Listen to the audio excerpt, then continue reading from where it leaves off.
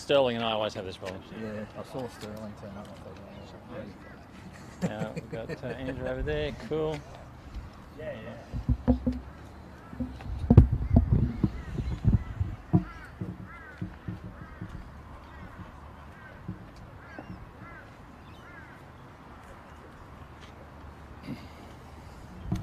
Now, test for sound. Mark Bailey, Minister for Transport, Main Roads, here with Sterling, Bart, Anthony Chisholm, and Councillor Wines. We're good to go? All right, look, fantastic news for everyone who uses the Beams Road level crossing. The preferred design has now been released and it looks absolutely fantastic. This project's been driven very hard by Bart Mellish, our state member for Aspley, and I know strongly supported by Sterling Hinchliffe, our member for Sandgate. This project, majority funded by the Palaszczuk State Labor Government, but we've got substantial contributions from the federal government at $50 million, and I welcome Senator Anthony Chisholm here today, and also $40 million from the Brisbane City Council, and I appreciate Councillor Andrew Wines is here as well, who will say a few words too. But this project is a congestion buster on the northern side. So it's a congestion buster on the north side of Brisbane. Everybody knows Beams Crossing. It's a notorious area. And this level crossing will see the traffic flow much more smoothly through this area, and we're also seeing an upgrade to the Carseldine Park and Ride as well. That work needs to be completed before we can start work on the level crossing, and as you can see, that work is advanced, and we'll see tenders being released in coming months towards the middle of the year for this work to commence in 2023. So it is level crossings always require a lot of planning, a lot of coordination between different levels of government. All the roads around here are City Council roads, so we've been working with the Brisbane City Council around the design and all the implications there. And of course, with the federal funding there, this is a $209 million project to bust congestion on the north side. So I want to thank particularly Bart Mellish, our Member of Parliament, who's been a very, very strong advocate for this project, and I know he'll be very pleased that we have the preferred design here today. And I'll ask Bart to say a few words. Bart. Cheers, thank you, Minister. And it's great to see all three levels of government out here today. As a train goes past me here, you can see the reason for this overpass. I think in about 10 years ago, there was a study came out that showed this was the #1 most deserving level crossing that needed to be removed in southeast Queensland. I fought in 2017 to get a feasibility study. I then fought for a business case, and I then fought for all three levels of government to get behind this project. Majority funded by the Palaszczuk government, as the Minister said. This project is going to be fantastic for the suburb, it's going to be fantastic for the broader north side. You're going to be able to not get stuck in traffic with the boom gates going down here.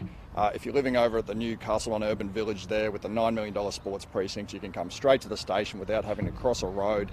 This is going to be revolutionary for transport on the north side and for livability in Carseldine. This is a fantastic project. The designs are now out. As you can see, there's work going on now to reconfigure the park and ride to help make this happen. We had 200 extra car parks opened about 15 months ago just across the other side of the tracks. Work's going on here and work will soon start on the overpass itself. So thank you, Minister. Thank you, Senator Chisholm. Thank you, Councillor Wines, for coming out here today. This is a great project, congestion busting, making the north side more livable. I am so stoked to see this getting up and out of the ground. Cheers. Thanks, Bart, and it's a pleasure to be here representing the federal government. We're really pleased to make this $50 million contribution to this congestion busting bit of infrastructure. This will be a really significant win for people here on the north side. I'm someone who drives this road regularly, and I have done for most of my life. And I know that it's something that's been needed to happen for a long period of time. I want to thank the state government for their leadership, thank the council for their contribution, but particularly acknowledge the work of Bart Mellish as the local member here. This is something that he's been passionate about for a long period of time, and it's a pleasure to be here representing the federal government as we get the work started on this. That'll be an important win for Northside families. Thank you. Thank you. Councillor Andrew Wines, Chair of the Infrastructure Committee, Brisbane City Council. Can I just say that the Brisbane City Council is dedicated to a safe and efficient road network, and we're confident that this project will get residents home sooner and safer. Brisbane City Council is the only council to make a financial contribution to the removal of open level crossings, and we're very happy to contribute $40 million to this particular project. We believe that, We believe that the removal of the open level crossing on Beams Road will highly complement our works on Beams Road with the works where we'll be issuing the contract for the expansion of the road in May. So we are confident that this project will neatly align with ours and vastly improve the way of life for people on the north side. Thanks, Minister, for the opportunity to contribute, and I want to acknowledge all my friends that are here with us for their contribution to celebrating today's milestone. This is a really important milestone for the traffic network here on the north side. Those east-west connections, which are so vitally important, and under the on council-owned and operated roads, have been challenged by the level crossings. So many others over years have been dealt with, and Beams Road was the one that missed out. So I'm very pleased to have supported Bart Mellish and his really strong campaign to see this Beams Road level crossing removed. A great partnership between three levels of government, but very much led by the Palaszczuk government, and it's great to see this work kicking off to complement what we've already seen with the works happening now for the